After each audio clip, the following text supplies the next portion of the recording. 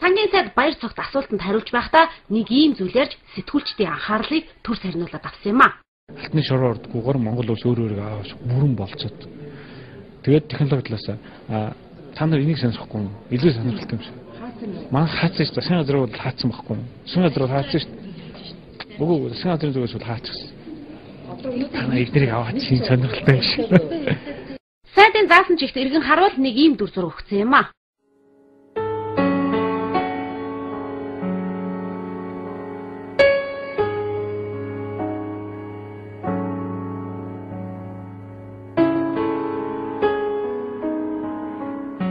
Монголын төр батлсан хуулиа бүтэн 2 жилийн турш хэрэгжүүлж чадсангүй. Харин түүнийг нь хэрэгжих боломжгүй байж гэж улсын хурлын зарим гишүүдүүд нэмэлт өөрчлөлт оруулахаар төслийг өргөн барьсан юм. За яг энэ асуудал өнөөдрийн анхаарал татсан гол сэдэв үйл явдал болоод баймаар. Гэтэл хуулиас илүү дэлхийн нийслэл сангийн сайдын сонирхлыг татдаг юм байна. Сэтгүүлчхүний хувьд ийм зүйлийг анзааралгүй өнгөрч чадсангүй ард түмэнтэйгээ хуваалцлаа.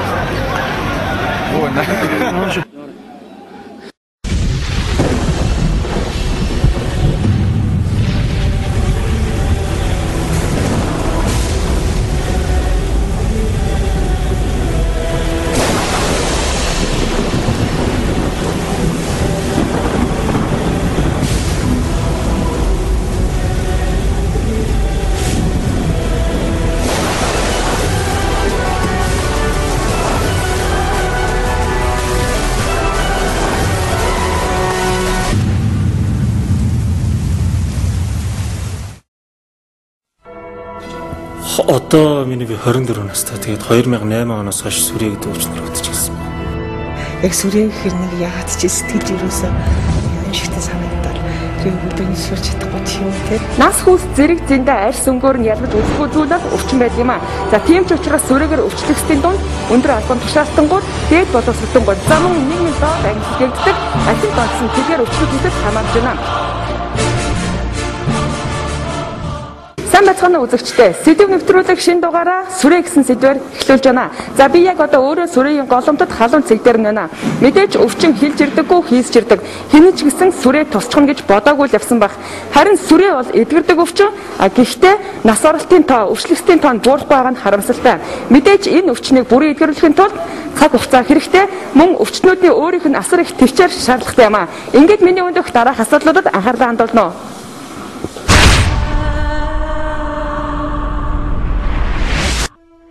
Хүн төрлөختний хамгийн эртний өвчин мөн хамгийн их өвгөлд хүргэдэг өвчин бол сүрье. Өн удаан оршин тогтож байгаа энэ өвчний гаралт улам чигсэж бүр нийгэм дунд амьдарч санаатаагаар халдвараа тараасаар байгаа нь ноцтой хэмжээнд хүрчээ. Нэг талаараа агаарын бохирдол, дээрээс нь шилжилт хөдөлгөөн ихсэх улсын үед сүрье уламж нэмэгдэх шалтгаан болж байна. Сүрьег үүсгэгч вирус нь нийт хүн амын 99% нь бий. Дархлаас суларсан тэр үед ханиадад дарлуулвал сүрье үүсэх нөхцөл бүрдэнэ. Гэхдээ гол нь сүрьег шинээр илрүүлж чадвал хамгийн ихний эмчилгээгээр л тууштай 6 сар эмчилж $20 зардал гаргацахад л эдгэрэх бүрэн боломжтой гэж үздэг. Ер нь оройтож онцлуулан эсвэл ихний эмчилгээний хугацаанд эмээ тууштай уухгүй эмчилгээг таслах зэрэг нь үр дүнгээ өгөхгүй болж цаашлаад олон эмийн дасалтаа сүрээ болон хувирж байгаа нь занал хийлэлт өвчин болж байна. Өнөөдрийн байдлаар олон эмийн дасалтаа сүрээтэй нийт 1000 гаруй хүн байна. Нэг хүний цаана 15 хүн халдвар авдаг гэсэн тооцоо бий. Миний хүндэх гэж байгаа асуудлыг бараг гадарсан баха. Учир нь нийгэм тарааж байгаа хамгийн аюултай сүрээ өвчний хамгийн гол шалтгаан нь олон эмийн дасалтай сүрээ өвчин болчиход байгаа юм а. За тиймээс та бүхэндээ олон эмийн дасалтай сүрээ, эмийн дасалтай сүрээгээс юугаараа илүү хор өршөлттэй байдгийг үзүүлэхийг зорих болно. Ингээд эмч мэргэжилтнүүд энэ тал дээр юу гэж ярихыг сонсъё. Олон эмийн дасалтай сүрээ бол иргэд эмэнд мэдрэг сүрээ гэрүүлснийх дараагаар эмийг одоо эмчийн заавраар эмчийн хяналтайгаар эрчимтэйгээр ингэж угаагүйтэй холбоотойгоор өөрсдөө өвчлсөн одоо энэ сүрийг эм тасалтай болгож хувирж байна. Өөрөөр хэлбэл сүрийн бактери сүүлийн 20 жилд, сүрийн үүсгэх савханцрын сүүлийн 20 жилд одоо молекулын генетик мутац өөрчлөлт ороод эм тасалтай одоо нэм чадвартай болчихж байна. Олон эмийн таслаар өвчлөлчөөд үүнийг мэдсээр байж одоо нийгэм хамт олон гэр бүлдээ одоо санаатаагаар халдварлуулж байгаа. Санаатай гэж хэлнэ л дээ. Яг энэ өөрөөгөө халдвартай гэдэг мэдж байгаа. Эмнэлгүүдээс оргож जैन эмчилгээг хийхгүй байна. Дүүг диспансер дээр эмчилгэж явахдаа мөн одоо эмчилгээгээ тасалж байна. Ингээд одоо бидний дунд энэ хүмүүс алхаж явж байна. Нэг одоо олон эмийн таслаа өвчлсөн бол жилдээ 2-3 нэг өвчлүүлдэг. 10-15 халдвар тараадаг гэсэн юм донлын тооцоо байдаг. Энэ тооцоо үзэх юм бол одоо байдал одоо хүндэр хандлагатай болж байна. Манайд сүрээгээ албатай эмчилгээ гэж байдаггүй. Олон улсын жишгээс харуул олон эмийн тасалтай сүрээтэй хүмүүсийг цагдаагийн хяналтанд байлгадаг юм билээ. Харин манайд ийм хүмүүс нь ямар ч хяналтгүйгээр санаатаагаар нийгэмд халдвараа тараагаад явж байгаа нь харамсалтай. Нэгэнт улс үнгүй эмчилж өгье гэж байхад уухайн тас эмчлүүлэхийн оронд эмнэлгээс оргож зүхтах, эмчилгээгээ таслах, цаашлаад эмч сувлагчтай зүү бусаар харьцах тохиолдлууд ч гардаг болжээ. Харин цаг хугацаа алдсан ч цаашдаа сүрээтэйгээ хэрхэн тэмцэхээр шийдснэ залуус инхүү ярьж байна.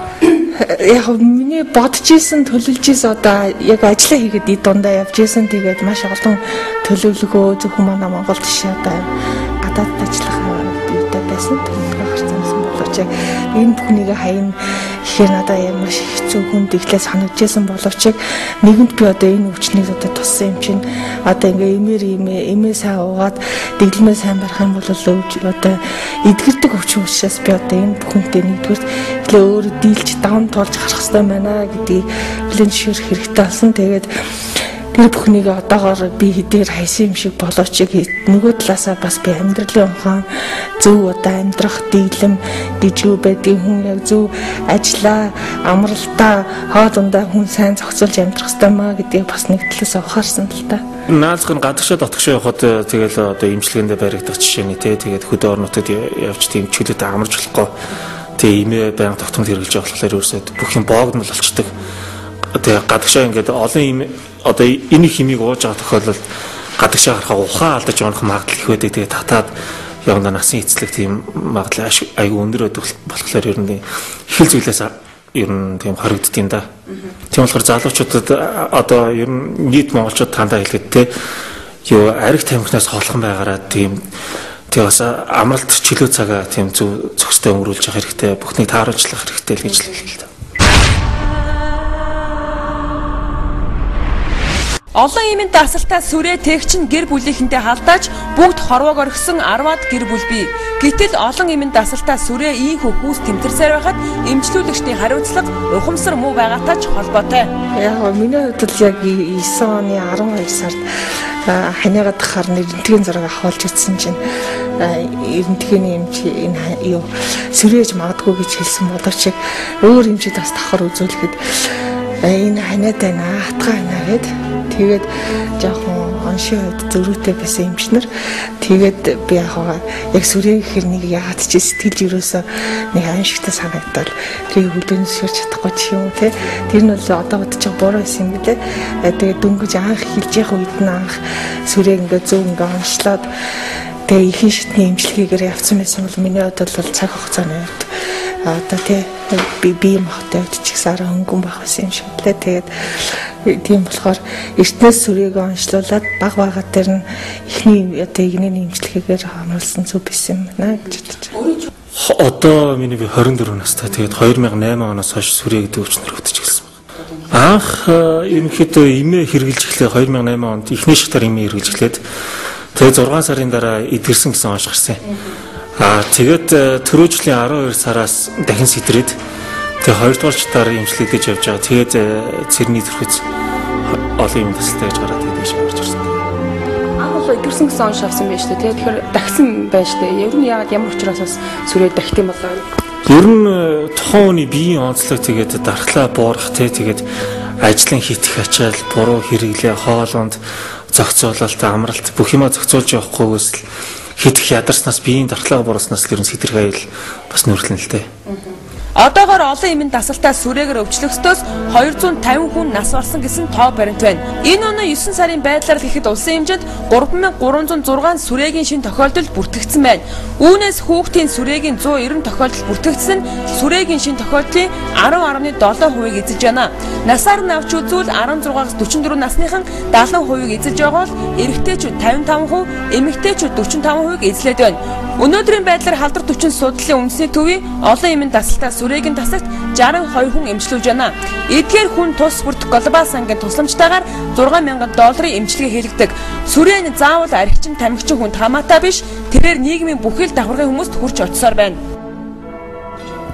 Одоо миний би 24 настай. Тэгээд 2008 оноос хойш сүрээ гэдэг өвчнөр өвдөж гисэн. Яг сүрээ гэхэр нэг яагаад ч сэтгэл юусоо аимшигтай санагдаад тэр бүдэрний сүрч чадахгүй тийм үү те. Нас хүүс зэрэг зэндээ арьс өнгөөр нь ялгаж үзэхгүй зүйл бол өвчин байд юм а. За тийм ч учраас сүрээгээр өвчлөгсдийн дунд өндөр албан тушаалтангууд, дээд боловсролтонгууд зам нийгмийн доод ангилагддаг ахин донцсон тэдгээр өвчлөгчдөд хамаарж байна. Нас хүүс зэрэг зэндээ арьс өнгөөр нь ялгаж үздэг зүйл бол өвчин байд юм а. За тийм ч учраас сүрээгээр өвчлөгсдийн дунд өндөр албан тушаалтангууд, дээд боловсролтонгууд зам нийгмийн доод ангилагддаг архин донцсон тэдгээр өвчнөд төсөл хамаарж байна. За харамсалтай нь тэдгээр иргэдийн тал шахуу хувь нь өөрсдөө сүрээ өвчнийг тестнийг мэдсээр өж эрүүл иргэдийн дунд орч нийгэмд санаатаагаар сүрээ өвчнийг халдааж байна гэсэн нэр зүүчгээд байна. За тийм ч учраас сүрээ өвчнийг тээж байгаа тэдгээр иргэд өөрсдөө олон эмийн дасалтай сүрээгээр өвчөж байгаа нь ноцтой байдалд хүрч байгааг сүрээгийн эмч мэрэгчлүүд анхааруулж байна. За олон эмийн дасалтай сүрээгээр бол одоо ихэнхдээ бол ер нь нийгмийн доод давхар, нийгмийн гаралтай өвчин гэдэг учраас нийгмийн доод давхарынхаа үздэг гэж ойлгож ирсэн. Одоо бол ерөөсөө энэ өвчин бол ямар ч анги бүлгийн давхаргын ямар ч хүн өвдөж болох тийм өвчин болсон. Яагаад гэвэл одоо энэ эхлээд энэ нянгаар эхнээсээ олон эмийн дасалтай нянгаар өвчлчих юм бол ямар ч хүн өвчлж болно гэсэн үг. Яг л хүн өөрийнхөө орчныхоо амьсгалж байгаа агаараа бол одоо ингэж бүх хүмүүс л зэрэг амьсгалж байдаг. Тэрийг бол өөрөө сонгож амьсгалж чадахгүй учраас тэр олон эмийн дасалтай сүрээгээр өвдсөн хүн бол тухайн орчинд байгаа тохиолдолд ямар ч хүн тэнд бол өвчлж болно гэсэн үг. Тэгэхээр зэрэг нэг гэр бүлийн ингээд улсууд байлаа гэхэд контакт болоод их олон хүмүүс өвчлөдөг. Ер нь гэр бүлэрээ их олон улсууд ингээд өвчлөдөг. Манайд бол тийм байна, зөндөө байна л да. Ер нь нэг хүн өвчлсөн байхдаа гэр бүлийнхэн бол ер нь ихэнх нь өвдөөд контакт болоод эмчлүүлдэг. Эхний өвчлсөн бол их процесстэй эмчлүүлж байгаа. Дараагийн контакт болоод илэрч байгаа улсууд бол харьцангуй уушгинд илэрх процесс, уушгины тэр процесс бол бага, харьцангуй бага хугацаанд илэрх болцоотой тийм улсууд бол илэрч байгаа. Харамсалтай нь сүрээгээр өвчсөн иргэд аль нэг ам гарсан хувийн эмнэлэгт хандан цаг хугацаа алдсаар байгааг анхааруулъя. Хамгийн ноцтой нь цаашдаа шинээр эмчлүүлэхсэд олон эмийн дасалтай сүрээгээр өвчсөн нэмэгдэх болжээ. Учир нь манай урд хойд хоёр хөршөд сүрээ өвчин уламж газар авч шинээр эмчлүүлэхсэд нь олон эмийн дасалтай сүрээтэй тохиолдол 50% хүрч байна. Тиймээс сүрээ өвчнийг улс орны хэмжээнд анхаарал авч үзэхгүй бол онц ноцтой болоод тахлын хэмжээнд хүрч магадгүй болоод байгааг эмч мэрэгчлүүд анхааруулсаар байна.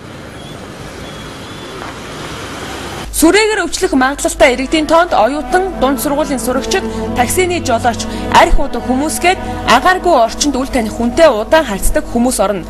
Хамгийн гол нь өвчтнүүдийн хэлсэнчлэн өөрөө өөртөө анхаарал тавихгүй явсан хэн бүхэн сүрээд туссаар байна. Үүнд ихэвчлэн өндөр боловсролтой залуучууд элбэг байгаа нь хэвтэн эмчлүүлэхстэй цөөн хоров уулдсан миний би анзаарлаа. Одоо миний би 24 настай. Тэгээд 2008 оноос хойш сүрээ гэдэг өвчнөр өвдөж гисэн. Яг сүрээ гэхэр нэг яагаад ч сэтгэл юусоо нэг аимшигтай санагдаад тэр бүдэрний сүрч чадахгүй ч юм уу те.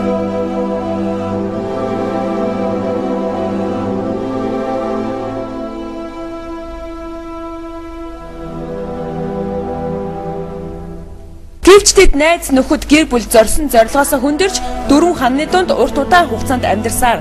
Гэхдээ тэд өөрийгөө эмчлэх гэж шийдсэн, харин өөрийгөө эмчлэхгүй хэрнээ бусдад халдаагаад яваад байгаа хүмүүсийг мант руу аваачин алдадан эмчилдэг болохыг хууль зүйн яам болоод эрүүл мэндийн яамд хүсэлт гаргаад байгаа.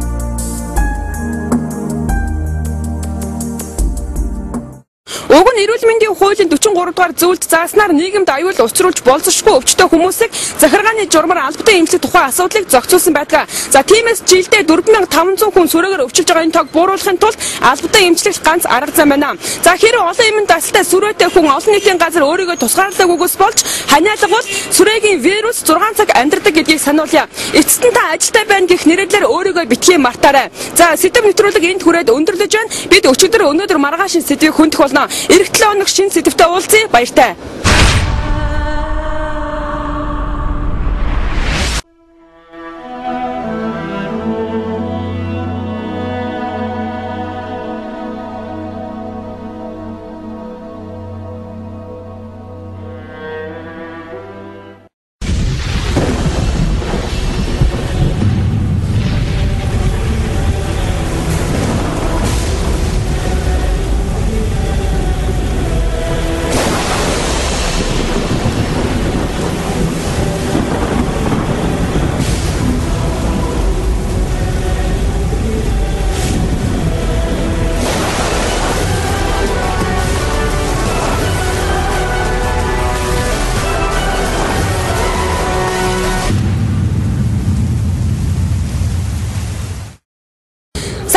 Үзэгчдээ сэдв нэвтрүүлэг энэ удаагийн дугаараа хөдөлмөрийн хүмүүжил гэсэн сэдвээр эхлүүлж байна. Монголд номер 1 тулгамдж байгаа асуудал бол ажлын байр. Гэхдээ энэ сэдвийг ажлын байр хангалтгүй байна гэдэг талаас нь харахаас илүү ажиллах хүсэлтэй иргэдэн үнэхээр байна уу гэдэг талаас нь хүндэхийг зорьсон юм а. Улс орны хөгжил хөдөлмөрч иргэдээс эхэлнэ. Сайн байцгаана үзэгчдээ сэдв нэвтрүүлэг энэ удаагийн дугаараа хөдөлмөрийн хүмүүжил гэсэн сэдвээр эхлүүлж байна. Монголд номер 1 тулгамдж байгаа ажлын байр би бас ажил хийгээ явуулж үзсэн. Тэгэхэд бас ажлын байр энэ ховор юм л юу болох. Ер нь бол үнэн шүү дээ. Одоо зар харгаж гисэн юм аа тий ажил уг нь их л анхаарсан гэдэг. Харин та бүхний чин хүсэл мэднэ. Харин энэ асуудал дээр төр засагч гисэн анхаарлаа хандуулах хэрэгтэй байна.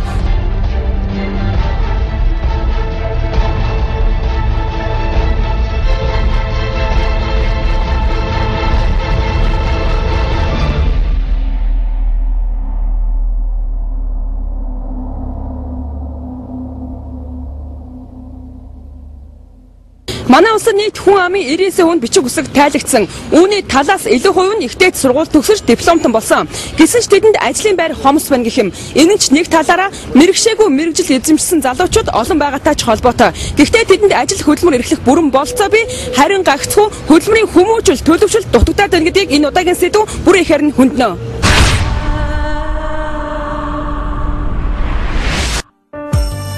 Өнөөдрийн байдлаар Монгол улсад 66 мянган аж ахуй нэгж үйл ажиллагаа явуулж байгаа гэсэн тоо байна.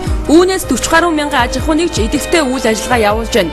Харин үүний цаана 103 мянган иргэд ажил эрхлэегүй гэсэн тоо бий. Үүнээс идэвхтэй ажил хайж байгаа иргэд нь 40 гаруй мянган иргэд байна. Тэгвэл дээрх 40 гаруй мянган аж ахуй нэгжээс 21 мянган хүн ажилд авъя гэж бүртгүүлсэн. Гэтэл тэдгээр ажлын байр одоо хүртэл хоосон. Мэдээж ардчилсан нийгэмд хэн ажил хийж байна, хэн хийхгүй байна вэ гэдэг хүний эрх. Ажил хийх шаардлагагүй бол хийхгүй байсан ч болно. Гэвч ажил хийхгүйгээр сайхан амьдрах иргэд Монголд хэд байгаа илээ. Тиймээс залуучууд ажиллаж хөдөлмөрлөж байж амьдрал нь дээшлэн мөн цаашлаад улс орон хөгжинэ. Түр засгаас энэ жил хөдөлмөр эрхтийг дэмжсэн учраас нэлээдгүй ажил хийснээр ч тайлгнадаг. Үүнтэй холбогдуулж 60 мянган иргэдийг ажилд оруулсан гэж байгаа ч ажилгүй иргэдийн тоо буурахгүй байгаа нь түр хувийн хвшлийн ажил олгогч эзэд болоод иргэд хоорондоо ямар ч уялдаагүй байдгийг нь харагдаж байгаа юм.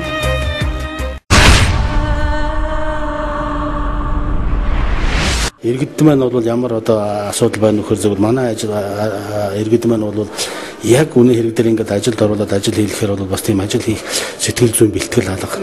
Оронгуудад 7 хоноод гарчдаг, 10 хоноод гарчдаг. Мэргэжлийн ур чадвар нь хүрдэггүй.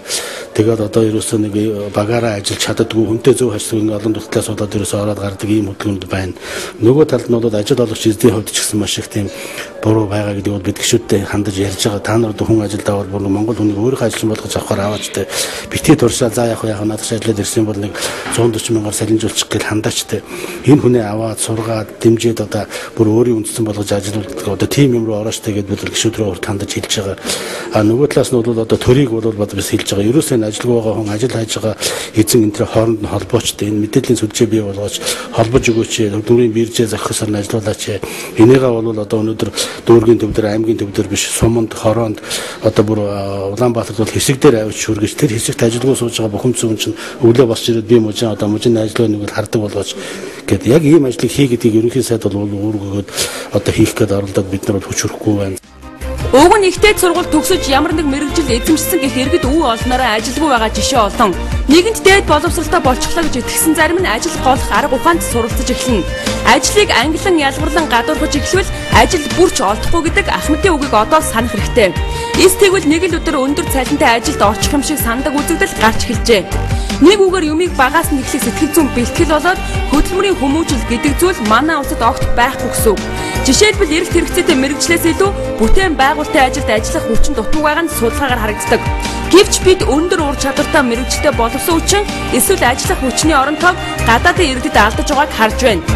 Жор мэддэг ламаас зовлон үтсэн чавганцсан дээр гэдэг шиг зовлон үтсэн ард түмэн арай л өөр. Жишээлбэл Азийн зарим улсад ард түмэн ажил хөдөлмөрийн төлөө өвхөн хатан зүтгэж байсан бол өнөөдрийн хөгжингүй улсыг тэд бүтээж чадсан байдаг. Харин ийм улс орны ард иргэд хөдөлмөрийн хүмүүжил гэдэг зүйлийг сургуулийн наснаасаа олсон байдаг болтой юм. Харин ийм нэр томьёо манад л хөндөгдгөө болохоос биш хөдөлмөрийн хүмүүжил гэдэг зүйл бидэнд байдаггүй болоод ажилгүйд буурдаггүйтэй ихээхэн холбогдолтой болж таарлаа. За өнөөдөр Монгол оронд бол эдийн засаг өсөд байдаг. Ард түмэн амьдрал яг хэвэндээ байгаад байдаг. За ялангуяа аслагдсан бүс нутагт бол үйлдвэрлэл бүр хөгжидгүү.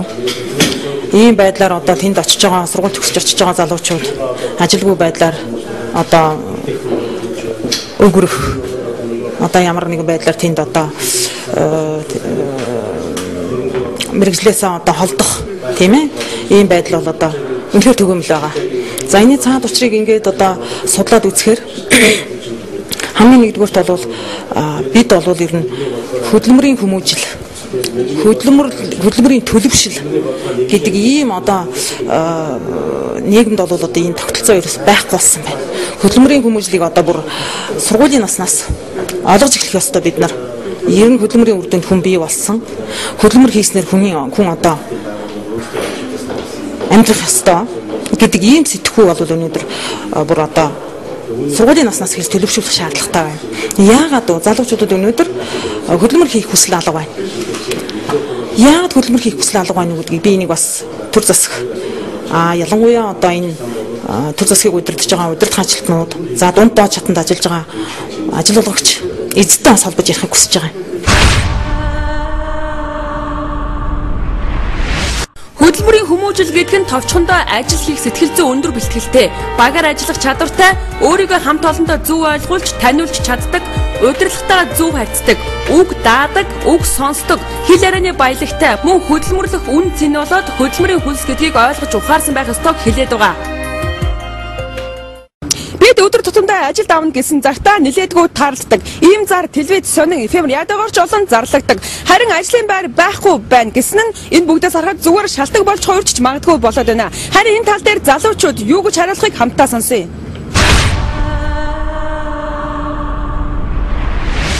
Одоо зар харгаж гисэн тийм аа. Тэгээ ажилд авна гэж зар маш их байгаад байдаг. Тэгсэн мэт нөгөө талдаа ажилгүйд маш өндөр байна гэдэг байгаа байхгүй. Энэ өөрөө юу юм гэхээр ерөнхийдөө бол энэ хитрхи халамжийн бодлого нь буруу юм уу? Бэлэнчлэг сэтгэлгээ төрүүлсэн, ажлаа голдог. Ялангуяа залуучууд бол нэг хар ажлыг бол баг хийхгүйс наатай. Дээрээс нь бас энэ боловсролын бодлого өөрөө нөлөөлж байгаа. Одоо бүх цагаан цагтаан болсон, бүгд дээд сургууль болсон. Өнгөрсөн жилийн дээд сургууль төгссөн хүүхдүүдээс 90 жил эргээгээл худалдагчтэй дээд албан тушаалын хүн худалдагч хийж байгаа байхгүй. Дийлийнх нь ажилгүй байна. Гэтэл нөгөө талдаа ямар ажлын байр маш их хэрэгэл хэрэгцээтэй байна гэхээр өмнө нь бидний хэлдэг байсан хар ажил байрлага байна. Одоо нийтийн хоолны үйлчлэгийн ажлууд байна. Эднэрд ч хүн олдохгүй шүү дээ. Ажлын байр ер нь тэгээд ховор шүү дээ. Бид нүс ч одоо өөрснөө ингээд ховоороо ингээд зогсож чадчих шүү дээ. Өөрөө юм ингээд зараад. Ер нь ажлын байр хомсч гэсэн хоёр юм хийх ер нь боломж болцоо нь ер нь бол зах зээл нь бол байгаа юм шүү дээ. Бага. Тэгээд байх нь тэгээд эднүс ч энд ингээд баралж энэ ч бас хороо мороноос хөөгөөд бас аюул. Байшингээ төгөөл эргээд биднес ч ингээд хулгаагаар л ингээд зогсдог шүү дээ. Таны хувьд ер нь хэд настай вэ? Одоо би 20 шүү дээ. Ер нь бол ихтэй сургууль төгсөж диплом авсан уу? Аагүй. Ер нь бол ихтэй сургууль төгсөөгүй хүмүүст ажил олдохгүй байх байтугай ихтэй сургууль төгссөн хүмүүс ч ажил олдохгүй шүү дээ, тий. Тэгэхээр нэг талаараа бас ажил олдохгүй байх гэсэн тийм шалтгаыг одоо залуучууд хэлээд байгаа юм шиг санагдаад идэв юм да. Та хоёрын өдөө тэр шалт нэгдэг бай. Ажлын байр нь би бас ажил хийх гэж яваад үзсэн. Тэгэхэд бас ажлын байр нь ховор юм л. Тэгээд нөө юу болохоор сургууль соёл байхгүй болохоор ч тэгээд бас. Жишээлбэл танд одоо ямар ажил илүү олдож байна? Хайгаад үзэхээр. Хайгаад үзэхээр барилга нэг туслага одоо. Ихтэй сургууль төгсөөд хувийн сургууль төгсөөд ерөөсөө ажил олохгүй надад гэдэг хүмүүс ерөөсөө. Тэгснээс мөн тэмц мөн коллежээр яваад мэрэгчлэн дэвшлүүлээд тэгээд явчвал ажил олно гэж бодчихсон. Чи одоо дунджаар хэдэн төгрөгийн цалинтай ажил хийх гэж байна юм уу? Одоо 500-аас одоо 600% тэгжлийг юмсдаг шүү дээ. Жишээлбэл 300 мянган төгрөг ч юм уу 200 мянган төгрөгийн цалинтай ажилд ор гэвэл орох уу? Оргол орно. Тэгэл ажиллаа байлгээл орно хийгээл. Ажлыг бол голохгүй юу? Голохгүй. Голоод байгаа зарим нэг хүмүүс байдаг юм байлээ шүү дээ. Ер нь тэр талаа анзаарахгүй. Анзаардаг. Ер нь ажлыг голж болохгүй л дээ. Ер нь ямар ч ажил хийсэн тэгэл хийгээл. Хөдөлмөр гэхээр одоо чинь хүсэл нь иргэдэд бас байхгүй шүү дээ. Ажлын байр бол одоо зөндөө л биш шүү дээ. Тийм тэрийгээ өөрсдөө тэгээд одоо нэг бодлын голоод идэм юм яа тийм залуучууд л ер нь гол нь тийм юм шүү дээ. Өөрөө ч ер нь одоо хэдэн настай вэ? Ер нь ихтэй сургууль төгснө үү? Ямар ажил эрхэлж байна? Ихтэй сургууль төгссөн. Тэгээ одоохоно яг ажил хийгээг байгаа. Уг нь ажлын зар хангалттай байдаг ч үйлчлэгч, зөөгч, буудлын ресепшн гэх мэт ажлууд нь дийлэх. Гэсэн ч ийм ажилд бас л заавал дээд сургууль төгссөн байх шаардлагатай гэсэн шалгуур тавьдаг нь залуучуудыг заавал ямар нэг дээд сургуулийн дипломтой болох гэсэн бодолтой болгосон. Ингээд зогсохгүй нэг талаараа манад ажил олгогч эзэд нь хөдөлмөрийн хуулийг зөрчдөг, цалинг нь бага олгодог. Дадлагжуулж байгаад болохгүй байна гэд ажил хийх боломжийг нь хаадагтайч холбоотой. Уг нь яагаад дадлагжуулаад мэрэгшүүлээд авчихж болдоггүй юм бэ? Энэ нь залуучуудын яриад байгаа шиг төрөөс явуулж байгаа хөдөлмөрийн бодлого буруу гэдгийг үгүйсгэх аргагүй юм. Гендэж би, гондооч би гэдэг шиг манай ажил олгогч эзэдээ удирдан мандаалах чадвар муу гэсэн ч үнэлэлт авчээ. Удирдагчдын манлайлах чадвар бол манай туйлын хомс байгаа. Өнөөдөр бол аливаа компанид ажиллаж байгаа ажилчин бол тэндээс одоо юг сурах ёстой юм. Тийм ээ? Тэр компани одоо юуны төлөө ажиллаж байгаа юм? Тэнд одоо удирдах ажлын гүйцэтгэх үүрэг юу байх юм? Гүйцэтгэх ажлын гүйцэтгэх үүрэг юу байх юм? Компани цаашдаа нийгэмд ямар үүрэг гүйцэтгэж байгаа юм? Би энэ компанид ямар үүрэг гүйцэтгэх ёстой? Эндээс гарч байгаа бүтээмжийг бол одоо яаж хуваарлаж авах ёстой гэдэг дээр бол одоо ер нь ажиллуулагч ажилтны хооронд бол нарийн тим одоо уялдаа байхгүй байна. Тухайлбал дэлхийн зарим улсад хүүхдийн сургуулийн наснаас нь хөдөлмөрийн үнц нь болоод 20 жилийн дараа ямар төрлийн мэргэжил эрэлт хэрэгцээтэй болохыг нь багш сургууль хүмүүжүүлэгчид судалж тэрхүү мэдээлэл эцэг эхчүүдэд өгөн зөвлөдөг жишгч бий. Харин манад хэтийн төлөвийг 20 жилийн өмнөөс харах нь байтугай эцэг эхчүүдийн хүүхдэд олгож байгаа буруу арга барил одоо хэрн явагдаад байгааг хэлэх хэрэгтэй.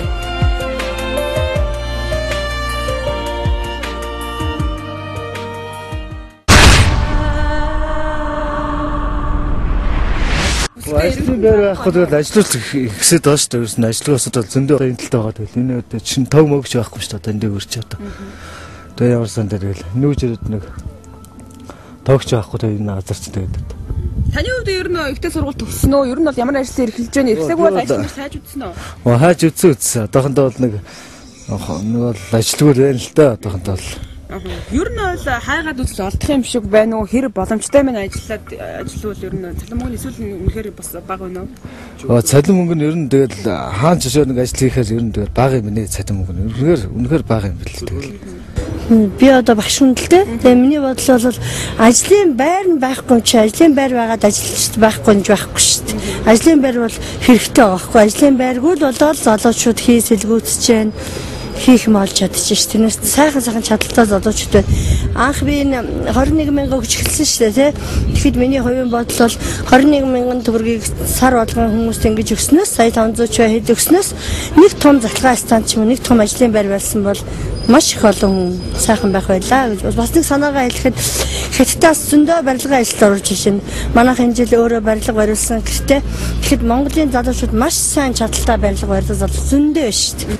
Тухайлбал жижиг дунд үйлдвэрийн газар сүүлийн жилүүдэд чамлахааргүй хөгжиж байгаа. Гэтэл үйлдвэрт ажиллах хүсэлтэй ажилтан хэд байна? Түүнд мэрэгсэн ажилтан бас хэд байна гэд тоолоход тун хэцүү.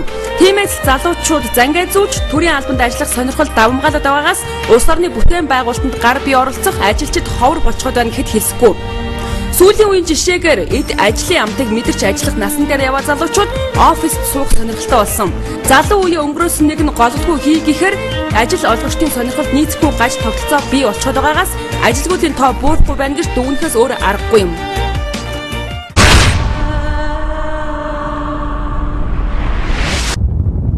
Сэдв нэвтрүүлэгтэй хамт байгаа та бүхэндээ баярлалаа. Уг нь энэ жил хөдөлмөр эрхлэлтэйг дэмжих жил болгон зарласантай холбогдуулж ажлын байрны асуудал дээр төр хувийн хвшил аль аль нь их л анхаарсан гэдэг. Харин та бүхний чин хүсэл мэднэ. Тиймээс энэ асуудал дээр төр засгийн зөв бодлого нэн шаардлагатай байгаа гэдгийг ч хэлэх хэрэгтэй юм а. Стигвэс хий хоосон мөрөөдөгч заггаатнуудаар дүүрэн болж мэдхнэ. Бид өчигдөр өнөөдөр маргааш сэдв хүндэн эх 7 өнөр шинэ сэдвтэй уулзъя. Баяртай.